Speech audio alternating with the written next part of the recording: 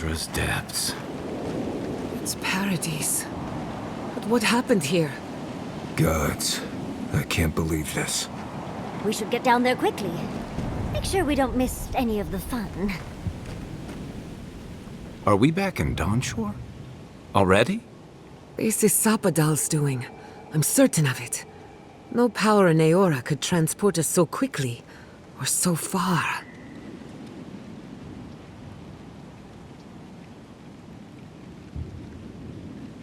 What happened to the living land started long ago, and we're going to finish it. Are you seeing this? I don't think Paradis looked like this when we left it. Looks like the war already started, and the giant roots are winning. Marius, vines don't usually get that big this quickly, do they? Based on their growth and size, I'd say we've been gone 2 or 3 weeks. Welcome to the Living Lands. Who knows if the garden affected time, or merely our perception of time, assuming there's even a difference. It's like how a body fights an infection. The fever gives you strange dreams that feel like an eternity. Look at this place. Feels like we're still in the dream. And not just us. Those are more your people's ships in the harbor, and Steel Garrote banners past the barricades. That can't be good. Even Reingrim is here. Perhaps we'll get to see an Archmage in action. I think I see Elia as well. What a strange reunion this will be. The Blessed Wardens are here too. That conflict we've been trying so hard to prevent started without us.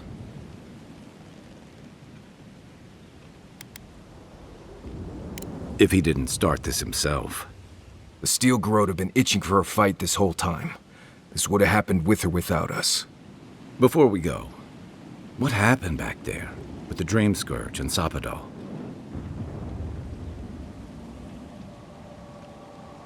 I'm not sure. That's good, right? It's a relief that the Dream Scourge won't be a problem. I only hope we can say the same about Sapadal. Time will tell, I suppose. After all this time, they're free. And the living land is free to heal. We've cured the land, and we've even freed a caged god. All in all, rather a successful day. Hill and God entwine. The flower shades the soil in which it grows. We should take a look. See if we can get ahead of whatever storm is brewing down there. People seem to be gathering west of here. Whatever's happening, let's be a part of it.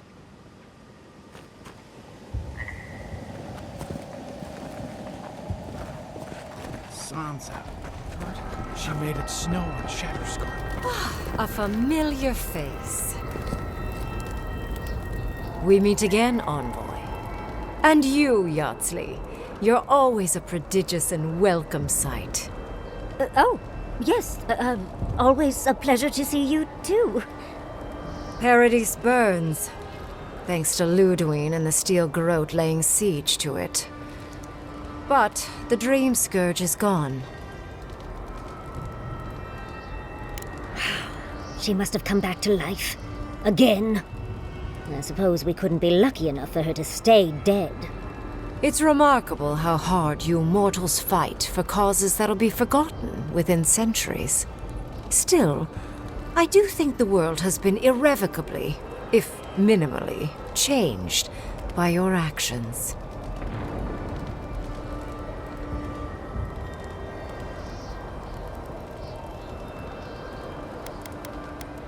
It is indeed. I'll admit, I almost miss it. The mystery, the days of research. Now we're back to simple mortal drama. Perhaps. A new god being set loose on the world is certain to have consequences. Mostly, I'm curious about whether you think you've made the right choice.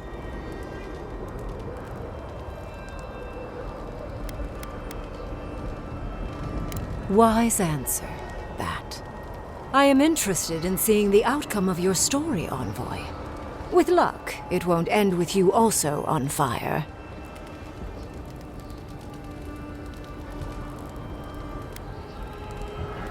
Unfortunately, you'll likely be dead the next time I return to the Living Lands. Goodbye, Envoy. And Yardsley, I do look forward to when all of this is done. I am eager to work with you. Oh, yes. We'll, discuss that later.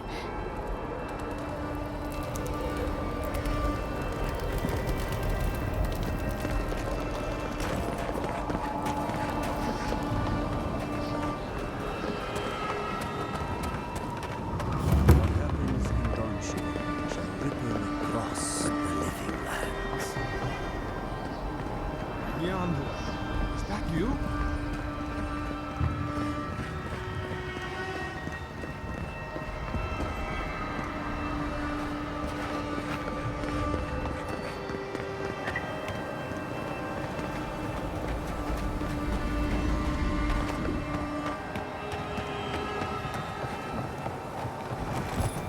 Envoy? Is it really you? Mihala told us you went into some place called the Garden to seek a god? When you didn't return, we took you for dead. What did you see there? The god you felt in Makutadek? The origin of the Dream Scourge? It was the act of a god this whole time? Everyone, please, please. We could get to the bottom of this if you would only let them speak. It's been weeks, Envoy. What happened?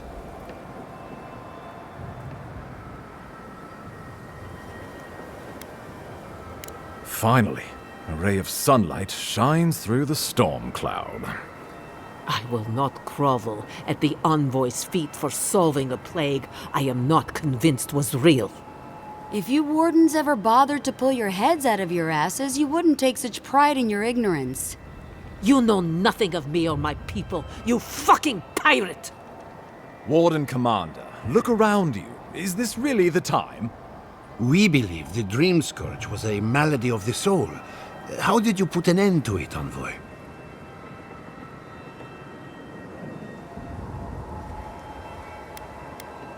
Well, you might not believe me, but I didn't want any of this to happen. Yes, you said that. Are we supposed to just take you at your word? It was Ludwine who called for the attack. She and her Steel Garrote laid siege to the city shortly after you beat her to the garden.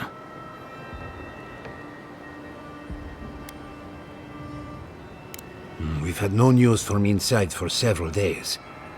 From what we can observe, southern Paradis is in pieces, and the remaining militia batters at the gates to no avail. Is there nothing our people can do? Given the state of our supply routes after the Dream Scourge, and the Steel Garrote's destruction, we expect the people trapped inside will run short of fresh food and clean water in a matter of days.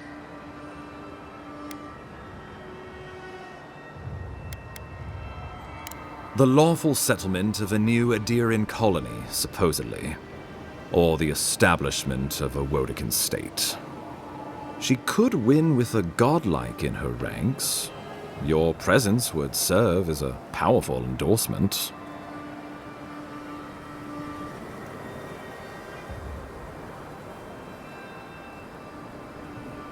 I suspect that's rather the point. If they don't believe in the strength of her convictions, she'll show them. Remember, she has an obligation to Wodeka, a solemn oath. And neither the Steel Garrote nor the queen that was look kindly upon oathbreakers. You did. I kicked her corpse when you weren't looking. Just to be sure. Well, she's seen better days, but you wouldn't know it judging by how she fights. Ludwine's plowed through the militia like a knife through warm butter. All right, let's keep the similes to ourselves.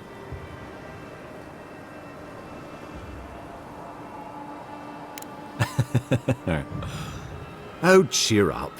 You wouldn't be the first to make that mistake.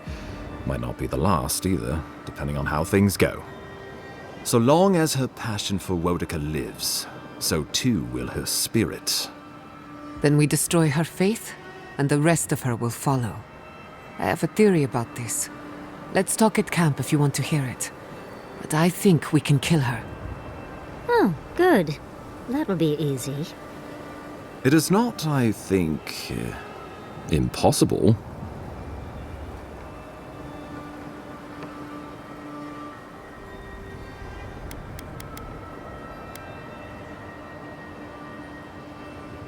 I couldn't agree more. Ludwig has sent a message to the Emperor informing him of her attack. He will send advisors and reinforcements swiftly in response. What will his representatives find when they arrive? A new colony? A budding grave room? Before you face Ludwig, you should know what you're fighting for. All of you must decide, together. But whatever you decide, understand, the days of the frontier are done. Adir will come. Indeed, we are already here.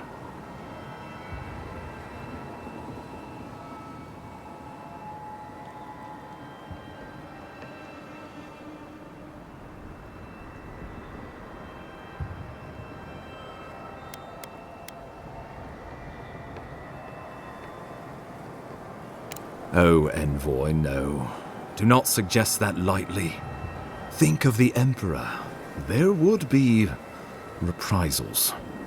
Ones which this conclave could not survive, fractured as you are. Not unless you came together and formed a nation of your own. It would be difficult. No, impossible. I'm certain you would fail. Think of your people, all of you. Think of the lives at stake.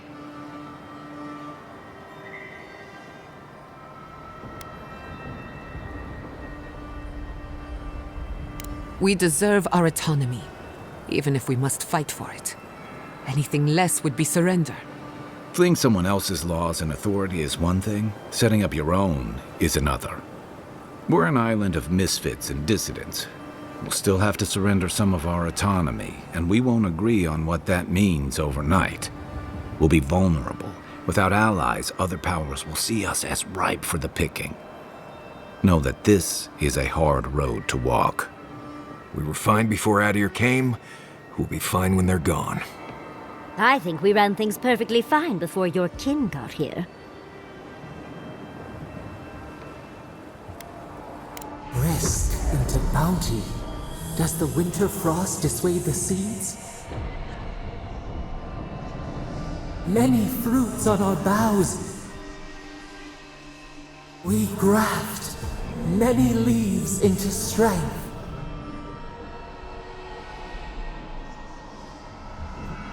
Though I'm hardly eager to work with any of you. I like the idea of twisting beneath Adir's boot heel, even less. So long as the Wardens can continue our vigil. I'm open to uniting, if you are. It's a nice idea, but consider the costs. If we walk away from a relationship with Adir, we're leaving a lot of trade on the table. But the people of Thirdborn have friends in the world. I'm sure we'd find our way through. With the Envoy's support, we'd have a god in our pocket. What could the Empire do to stop us? Together, we could repair Thior and create such miracles of animancy the Living Lands will become the envy of the world. It would be the honor of my life to stand with my people beside you all. Of course.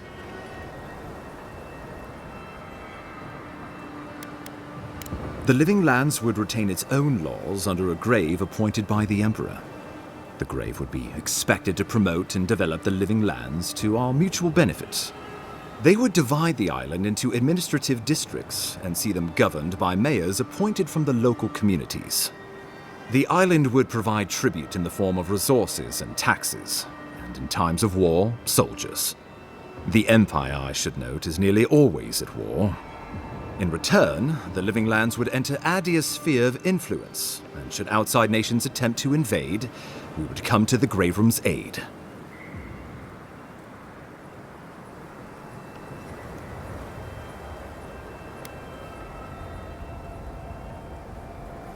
We give up our fighters and the wealth of our lands, and get promises in return. But we have wealth enough to give some away, if it means my Wardens may return to their vigil in peace. A grave room could work.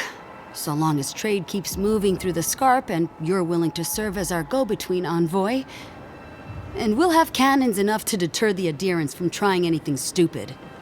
When the Empire demands its tribute, from where will it come? Emerald Stair is not the breadbasket it was, and the dream of yore is now deferred. If we accept this deal, I fear we are building a trap certain to catch our own legs.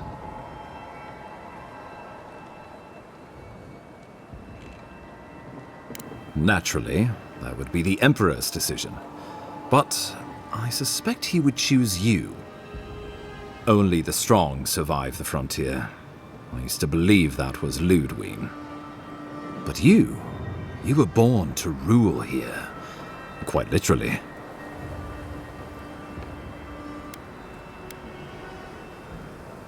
Have some faith in yourself, Envoy. You'd grow into the role in time. Tribute, he says. Taxes. Soldiers. The Empire has tried it all before. Look to the Eastern Reach if you don't believe me. They want to bleed us dry, to fill their coffers and fight their wars, to break us like wild animals. But I will not bend. It's still a gamble, but I think it's the safest bet. We get the benefits of Imperial trade and protection without losing all of what makes this place special. There's no way of knowing what it would mean in another generation or two. But right now, it gives us the security and stability to recover. We were fine before Adir showed up, and we'll be fine when they're gone. Trust the lands and her people, Envoy. If we give Adir power over us, we can't be surprised if they decide to flex it later. Subtle, pernicious, touch the rot, yet the disease remains. Safety among spiders. A web gleaming with dew. They weave, they wait. Of course.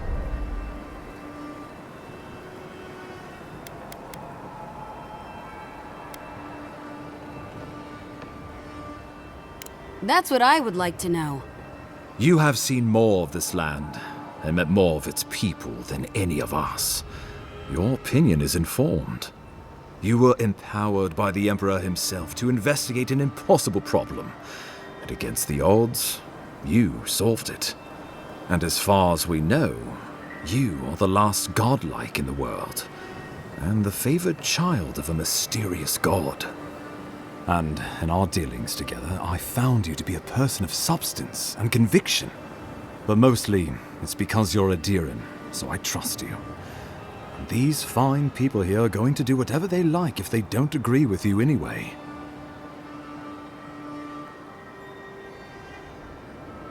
Well, don't leave me in suspense.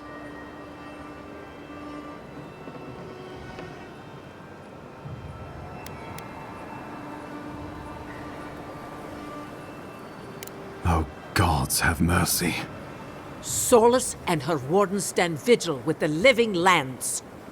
By grit and steel, Thirdborn stands with the living lands. Fjord and her animancers stand with the living lands. We deserve this opportunity. Thank you for believing in us. Fighting a battle together is easy. I just hope everyone's willing to stick it out when it comes to the politics. God, they made the right decision for once. Finally, some sense permeates the proceedings. On your head be the consequences. That leaves the matter of Ludwig and the Steel Garrote. She will never surrender, Envoy. You must kill her, or we will lose Paradis, and eventually the island.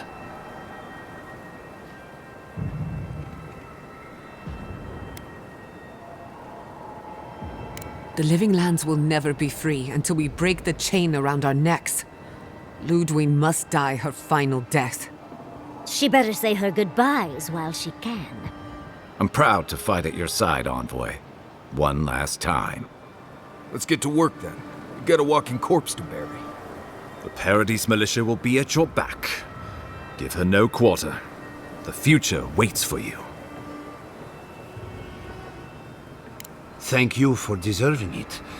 Now, go and teach the Steel Garrote a lesson they will never forget. Show them that the living lands will not be broken across Vodka's knee. We will send reinforcements to help you reclaim the Eastern Gate. From there, work your way to the main plaza. May all the gods of Eora and the living lands protect you. Let's take back the city together. Show the Steel Garrote how the living lands takes care of its own. Time to stop the Steel Garrote. Lead the way, envoy. Let's go free a city, shall we?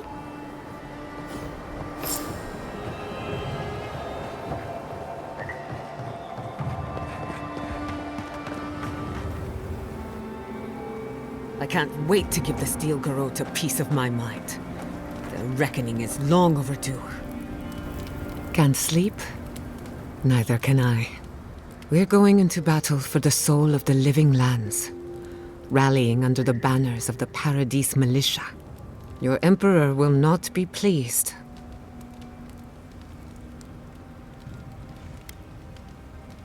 Political influence is dangerous. If you aren't careful, it can turn against you. When a godlike fights in battle, people take note of which side. The Adirans will doubt your loyalty. The locals will doubt your commitment. You may even doubt yourself. This is the first time you were told to pick a side. And I fear it won't be the last.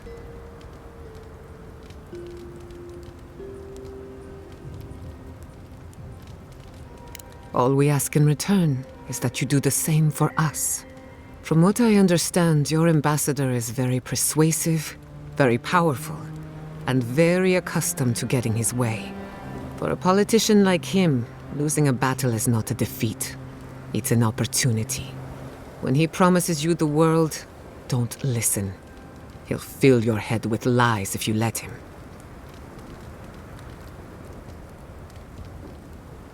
I'm glad we understand each other. It's good to see you fighting for the misfits and rabble-rousers. Time for you to get some rest. We have a big day ahead of us.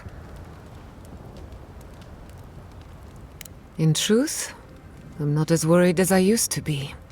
I've been thinking about the Inquisitor. Formulating a theory, you might say. A Death Guard clings to their existence by force of will. Stubbornness, unfinished business, that sort of thing. Ludwig is held together by faith, and that may be her undoing. Faith is the foundation of her reality. Faith in the righteousness of the gods. But according to her faith, Sapadal should not exist. A new god independent of hers? Blasphemy. By that logic, you shouldn't exist either. And yet here you are.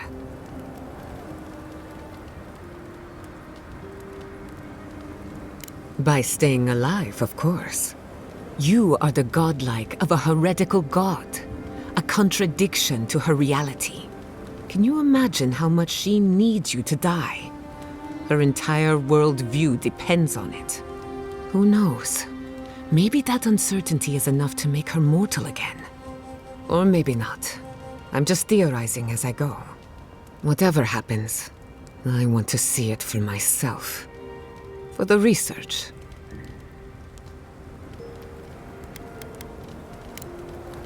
Not before I've done some reading.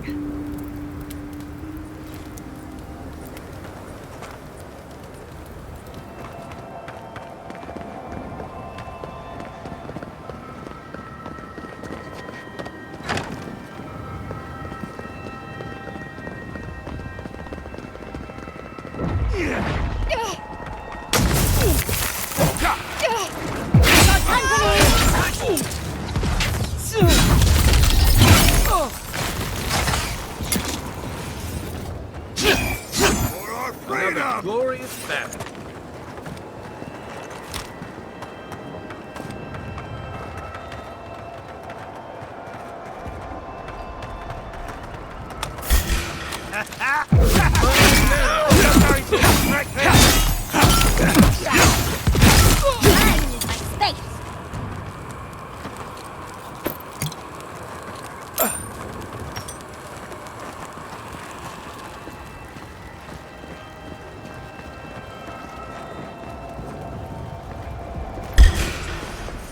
You should speak. Run while you can.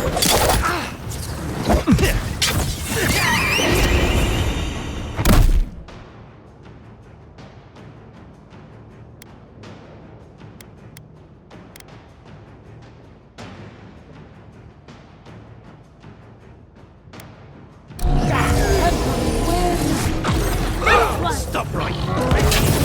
On your right. Your days are not.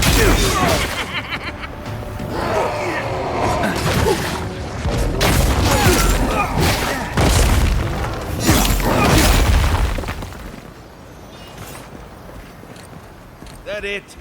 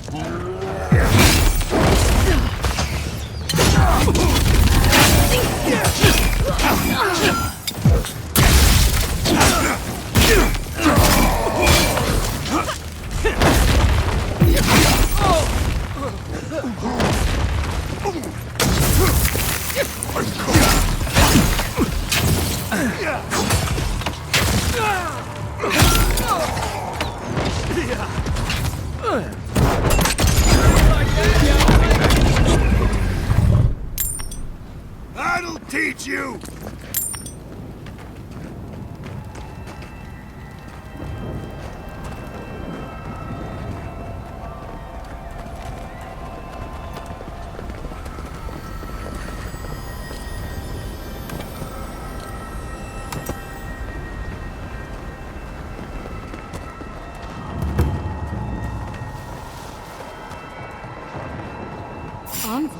What are you doing here? I thought you left town weeks ago.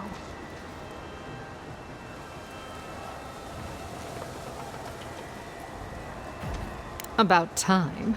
You're the only one Ludwig will listen to. I saw a few on my way here. I imagine they've been waiting for this to happen for a long time.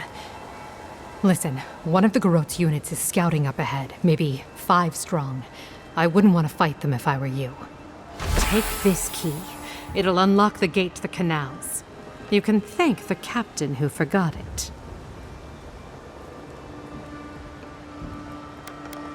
Why should I? It's always worked before. I wish someone had stood up to the Steel Garrote a long time ago. But, well, you're here now. That's what matters. Good luck.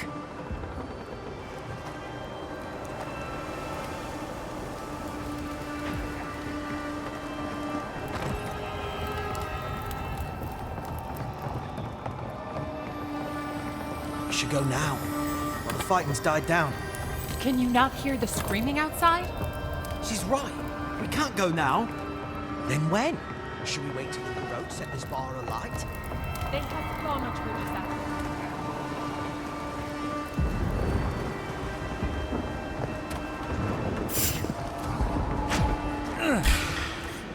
Let's get them!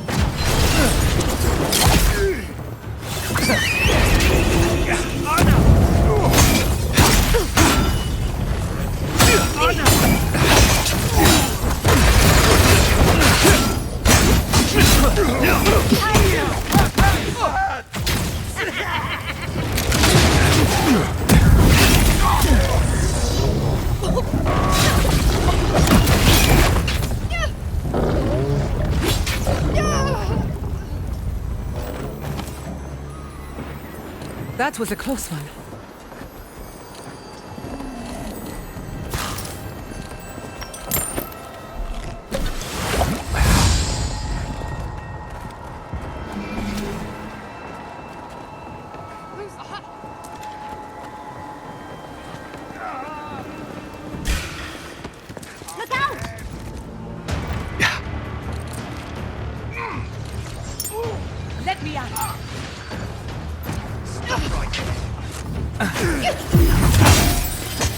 Next one's mine!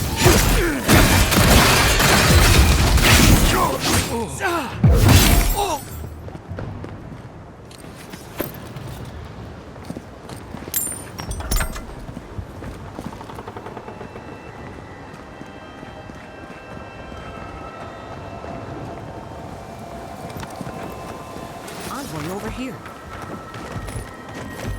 What exactly do you think you're doing? Liviana, don't you ever take a break?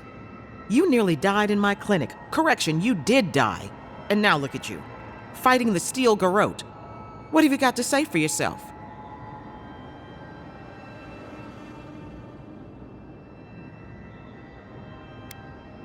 I bet you're sorry. Kai, is this your doing? Come on. I couldn't have kept him out of the action if I wanted to. I knew you were a bad influence. We're patching up folks as best we can, but I'm not gonna sugarcoat it. War is a damn bloody mess. Yeah, stop the fighting. I can't say I approve of you leaping into the fray, but it's always nice catching up with a former patient. Gods be with you, Envoy. For my sake, try not to die a second time. Come on. You know this. You practiced with Uncle Capo 100 times. Tight, but not too tight. I don't want to cut off the blood flow.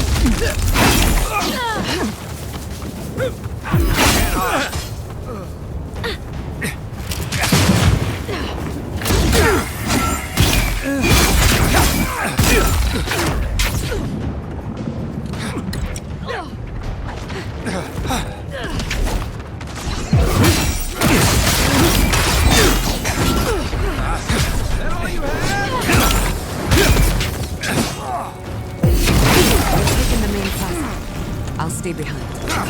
Don't do anything foolish.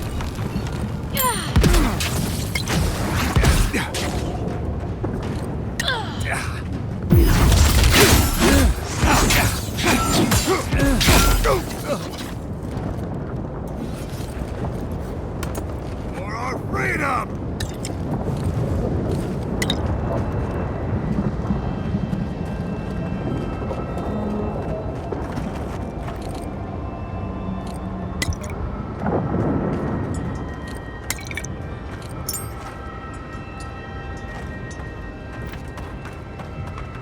Wodeca demands your submission.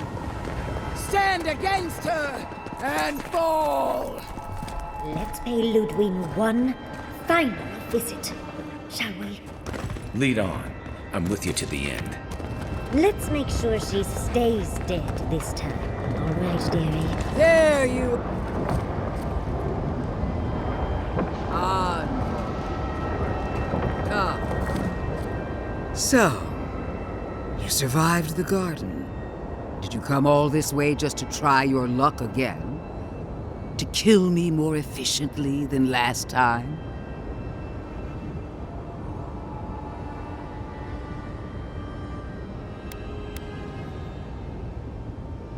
You'll get your chance. Then what are you waiting for? Look around, Envoy. Heelguard should have listened. He tried to bring order through compromise. He failed. Order is meant to be imposed by a stern, guiding hand. Her order wields sharp steel. She must set down her blade.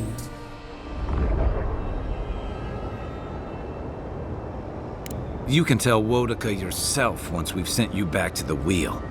Don't insult my intelligence or my commitment to the cause. Treaties can be burned. The hands which shook over whatever deal you struck can be lopped off at the wrist. As for you, Sapadal's chains are broken, which means your soul is in their grasp. I don't know how deeply you've been compromised, Envoy. And if I don't know, then I cannot suffer you to live.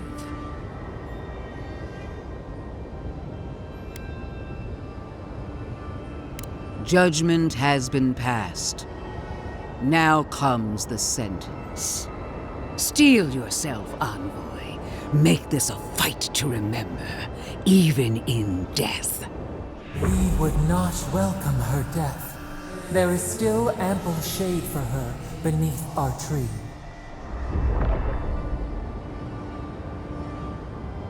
You will. You must. You have no choice. Face me and die with honor, or fall to your knees and die as a coward. How you die doesn't matter, but you will die. Every vestige of Sapadal must be wiped from this earth. The Burned Queen demands it. We are a challenge to her authority. She is afraid of what we mean.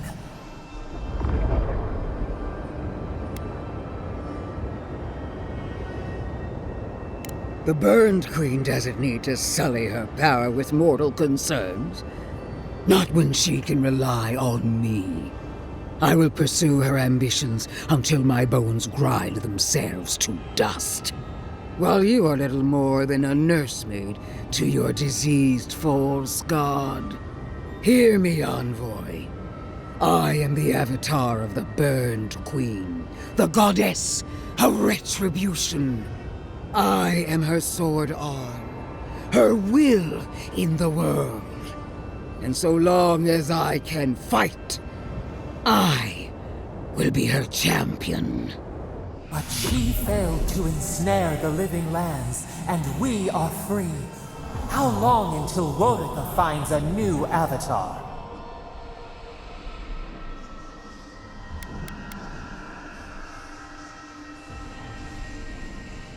You could never understand what it means to forge a life for yourself. From nothing. You, who have always been God-touched. You have never truly been alone. Even now, you rely on others to support you, to buttress your countless weaknesses. From death, I made myself into a vessel so powerful, the Burned Queen could not refuse me. And I did it on my own. Finally, give me the clarity I require. Give me proof of her devotion to me. Farewell, Envoy. Let's finish this. Together. You won't be missed, Ludwig. Once I'm done killing you, your god of plague! We are every seed in the soil. We will always grow. What we prepared for. No quarter. Come on, let's kill her off. One last time. Rodica! Queen among queens! Send me your aid!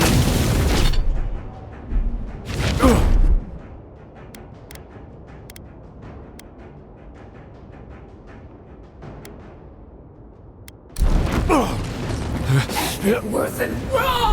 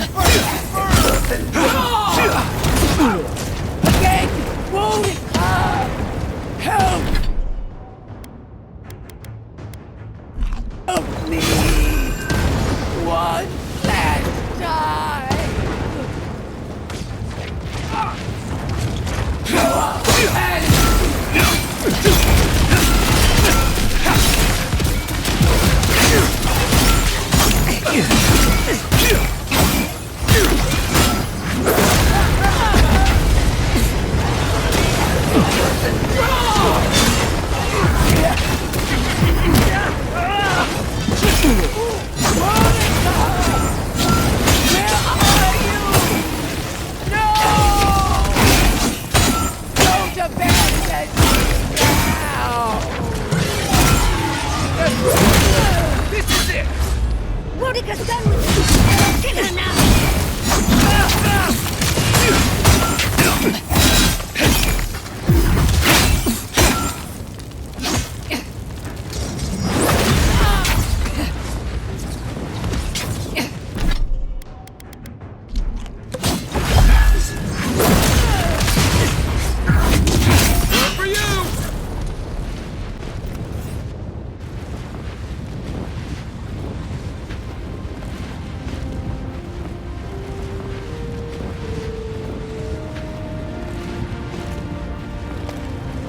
Wherever Ludwig is now, she must be seething.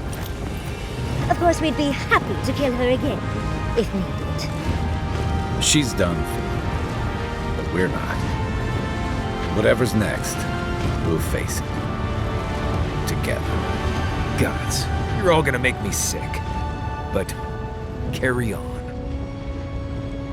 Unraveled at last. We no longer feel her wire against our flesh.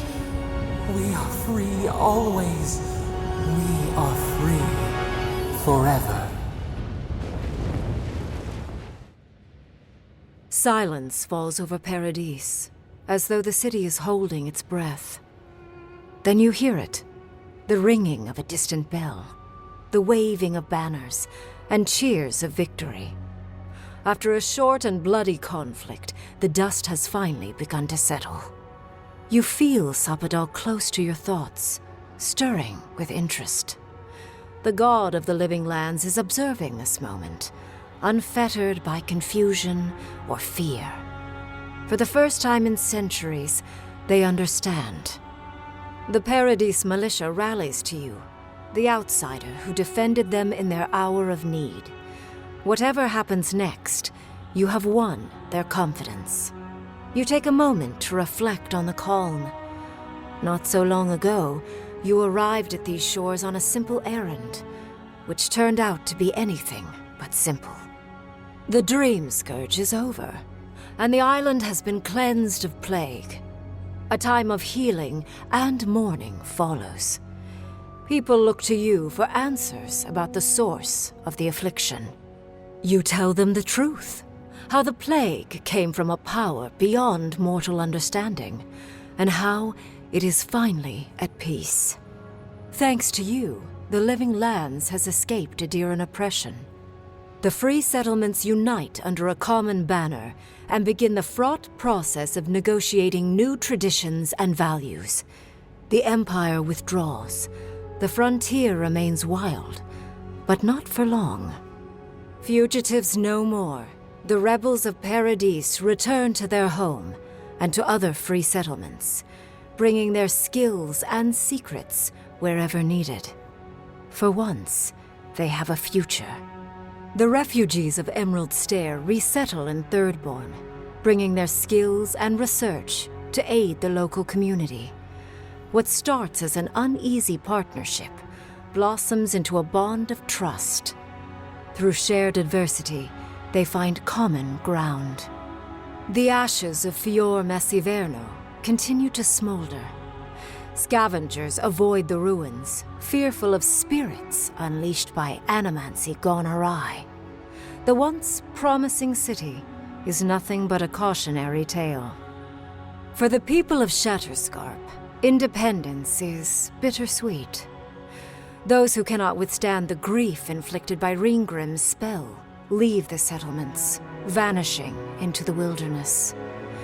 Those who remain find themselves forced to cooperate with others, often begrudgingly. With so many dead, the need to stave off hunger outweighs any distaste for certain trading partners. Solace Keep clings to its long-held isolation at first. But after mourning her friend Kostya, Mihala reluctantly deigns to open the doors of the fortress. Some dwarves greet newcomers with glee. Others still mutter darkly about outsiders. Mihala flounders in her earliest negotiations with the rest of the living lands, but slowly learns compromise. She develops a taste for Valian sweets. For the first time in many years, Kai feels an agreeable restlessness. Not to flee, not to drift, but to venture. He visits the distant shores Tama told him about, and savors the modern marvels, ancient wonders, and breathtaking expanses he beholds. His heart swells, not with grief, but with awe. There is so much to discover, and he will spend his years chasing all of the joy and beauty the world has to offer him. With many of his anxieties and lifelong fears addressed, Marius now feels very differently than he did when he first met the envoy. Still far more comfortable in the wilds than among people, he nonetheless finds that his worries about the unknown were merely self-protection against the traumas of his childhood. Armed with this knowledge, he finds himself more capable of living in civilization, and far less fearful of his home in Galawain's tusks. While he never regains his former place as a warden of Solace, he spends his time traveling between Solace and Thirdborn, acting as a stubborn ambassador between the two. Giada continues to improve as an animancer. She dedicates her work to the spiritual health of the living lands, nurturing instead of exploiting. Others follow her example, seeking her tutelage from lands far and wide. In the years to come, rumors spread of a secret society gathering in the wilderness, where animancers work in harmony with nature. The dream of Fior Mes Iverno lives on in her. In a past life, Yachtsley was given a task: protect the history and knowledge of the godless. Now, many lifetimes later, she continues upholding that oath.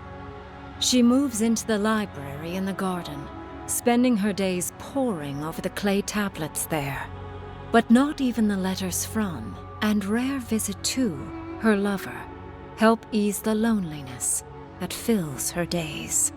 Freed from torment for the first time in centuries, Sopadal turns their prodigious curiosity to the people that shaped them. They observe the ways their people live, and they think deeply about what they see. Though they flinch away from moments of violence, and they grieve souls returned to them too soon, the rage that once shook cities to rubble no longer rules them. Instead, they come to you with questions. They want to understand. After a time, they begin tentatively to garden. Where they can, they improve the lives of Kith, and the suffering that troubled them is reduced, if never fully eradicated. Their grief compels them to love, and they love unreservedly, with the power of a god.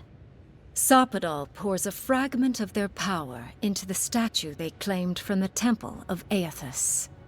Newly embodied, they roam the living lands and learn to experience the world as Kith do. Their first attempts at locomotion are clumsy, and a stand of innocent trees is violently returned to the wheel. But as their confidence grows, so does their grace. Soon, they are bounding across the plains of eastern Dawnshore, leaping the river gorge in Emerald Stair, scaling the shark's teeth of Shatterscarp, and fearlessly wading into the Tusk's acid sea. When they break, they come to you to put them back together, and in time, they learn to fix themselves. They wander far afield. You see less of them, but they are never far from your thoughts, and on the rare occasion they return, they always bring you something beautiful and strange. The sounds of celebration pull you out of reverie. Many are waiting to greet you with open arms. You take a moment to catch your breath and savor it, because everything is about to change.